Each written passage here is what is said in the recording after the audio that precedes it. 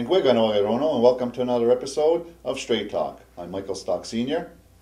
And I'm Ross Montour, and joining us in the studio today is MCK Chief Carl Horn as a special guest on the panel. Jessica is She's in class. She's in class. She had class this morning. We have no class, and she has. We have no class. We've reached that stage of life where we have no class anymore. Hi, Carl. How you doing? Good. Good to be back. First time on this show. I was on your show before. On the record, I believe it used to be called. Yeah. So, go at it again and see how it goes. And Welcome. yeah, thank you for having me. You're always in the news, though. Yeah. I don't know if you've seen our last show where you're like, "Jeez, I hope Carl doesn't end up to be like a past chief that we're always going to be talking about some of the bad things. Let's talk always about the good stuff that happened. I'm doing some good stuff too. So Yeah. I'd rather talk about that than.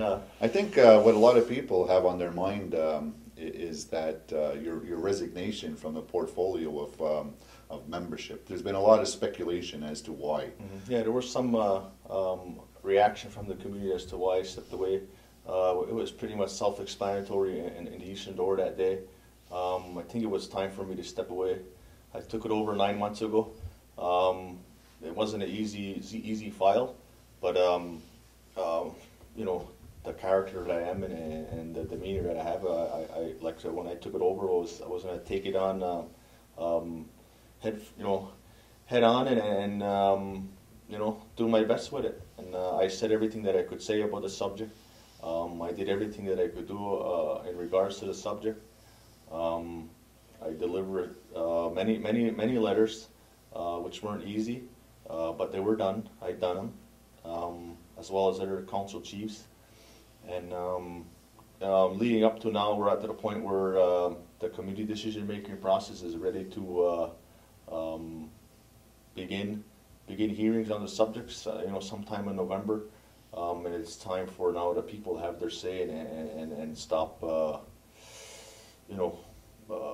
making statements, in our local media about the subject. I want the people, the community to go into these hearings. I don't know, if it's a clear mind or without any influence from me. Yeah, but it's the community is always going to be divided on the subject, and it always was in the past, and I think it will. It's a tough situation to be in this community, and it's been like that for such a long time. But the thing is, what I want to make sure the community understands is when I ran for council, it wasn't just based on the membership portfolio or membership issue in the community. I don't even think I mentioned it one time, either at a candidates night or in the Eastern Door. It was just something I sort of had in the back of my mind that if I do get elected, maybe that's something I'm going to try to get the people talking about again. And to be honest with you, I had it for 9 months, and I think I made some progress on it to the point where,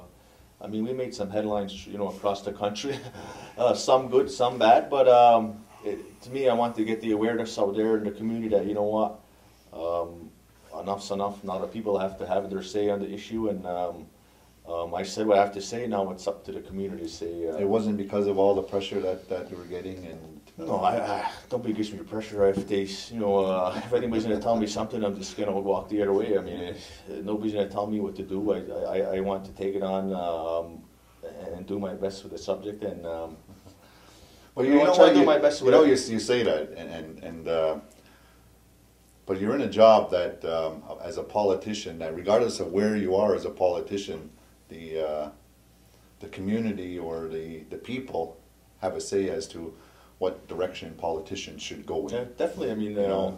That's who I work for. Like I said, when I first got elected, there was no job application for me to be sitting where I'm sitting. It was the people that put me here, and that's who I ultimately work for at the end of the day. The other side of it, there was a thing in the American news. They're having the midterm elections, and it was the one guy, I think it was in Pennsylvania or New York. It was actually New York, running for office there. It was handed a prepared statement by a group he was speaking for, and said, "Hey, read this," and he did.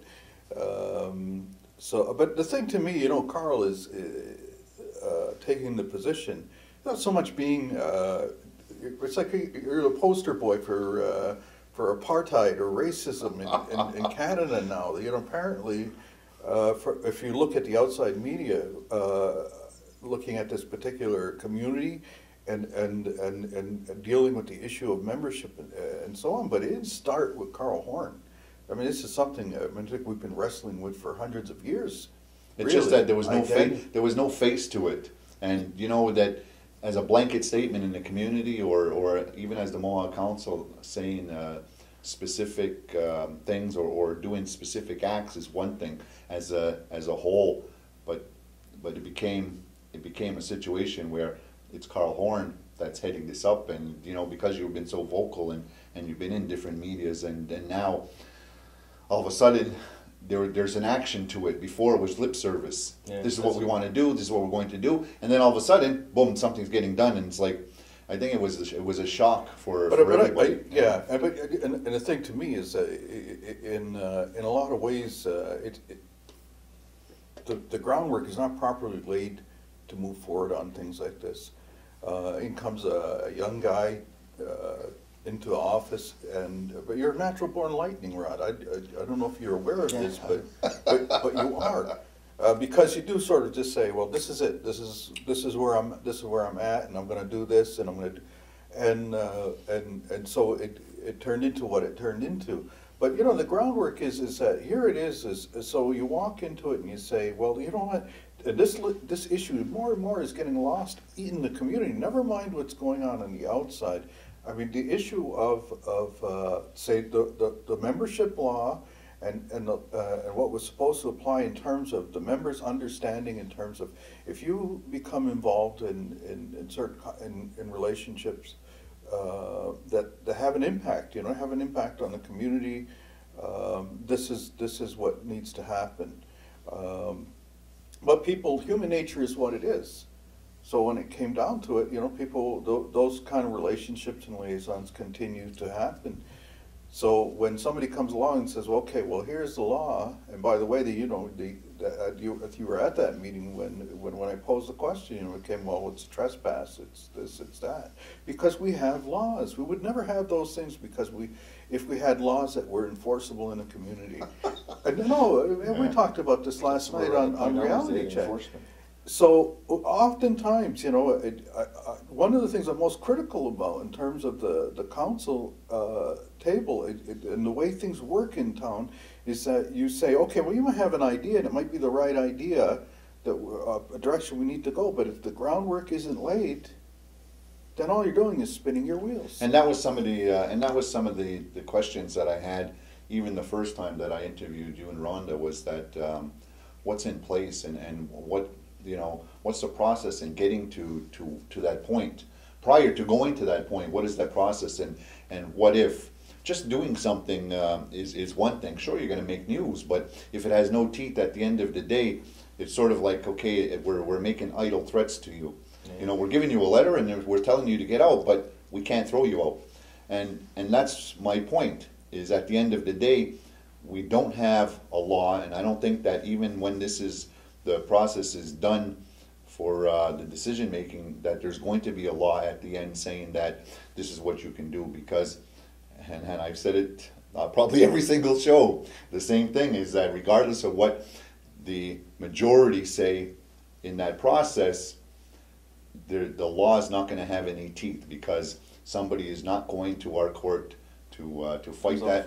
They're going on the outside court, and then soon as something happens, and I've said it so many times, and then you've seen in the paper, I think it was either the Gazette or the Eastern Door, where Joe Delarone says, you know, because we don't have any laws, and everything that we've been saying and that I've been saying all this time, then now they're saying that, you know, we're not doing it because of we don't want to get sued, and from before they even done that, I said that, you know, at the end of the day, somebody's going to tell you to go to hell. Then what do?